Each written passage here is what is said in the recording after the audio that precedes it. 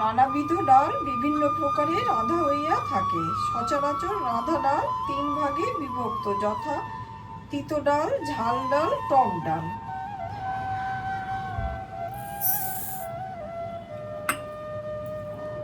মসুর ডালটাকে আমরা জল বদলে বদলে পরিষ্কার করে ধুয়ে নেব।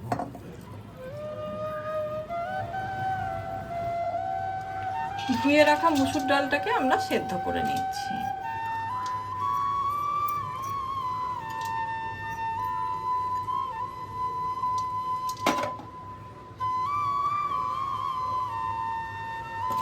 এবার আমি জল ঢেলে দিচ্ছি, খুব বেশি জল দেব না।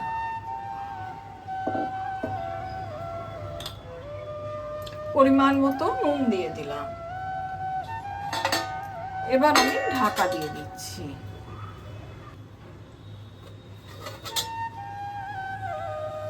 আমি ঢাকাটা খুলে আপনাদের একবার দেখিয়ে দিলাম।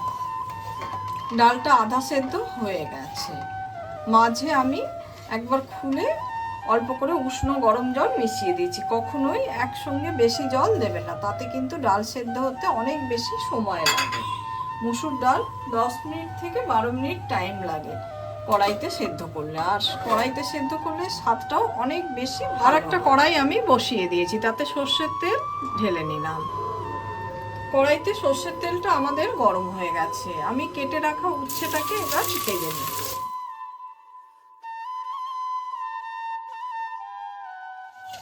উচ্ছেটাকে কিন্তু ভালো করে ভাজতে হবে, একটু কালচে করে ভাজলে তাতে কিন্তু তেতো লাগবে না।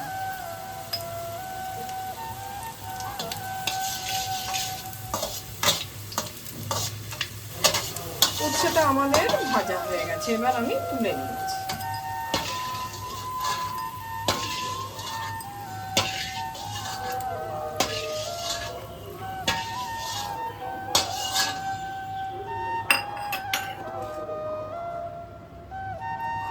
দুটো শুকনো লঙ্কা দেবো আর সর্ষে ফোড়ন দেবো।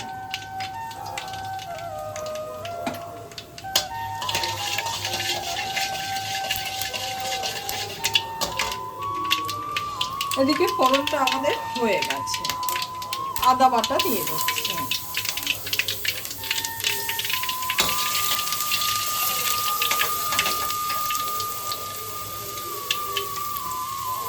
হলুদ দিয়ে দিলাম।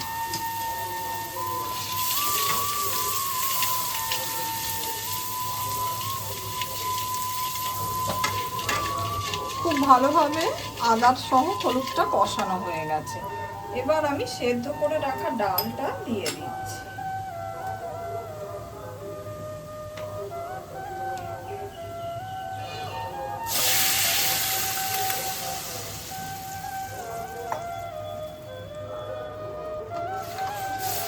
যেহেতু নুন দিয়ে ডালটা সেদ্ধ করেছি, তাই আমি আর নুন দিচ্ছি না।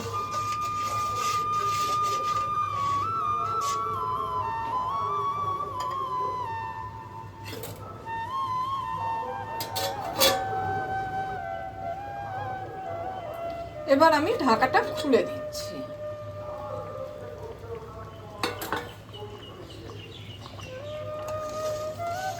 ডালটা কিন্তু আমাদের যেহেতু সেদ্ধ আছে, তাই হতে বেশি সময় লাগবে না। এবার আমি ভেজে রাখা উচ্ছেটা দিয়ে দিচ্ছি। এই ডাল আপনি ভাতেতে শুক্তানির পরিবর্তে খেতে পারেন।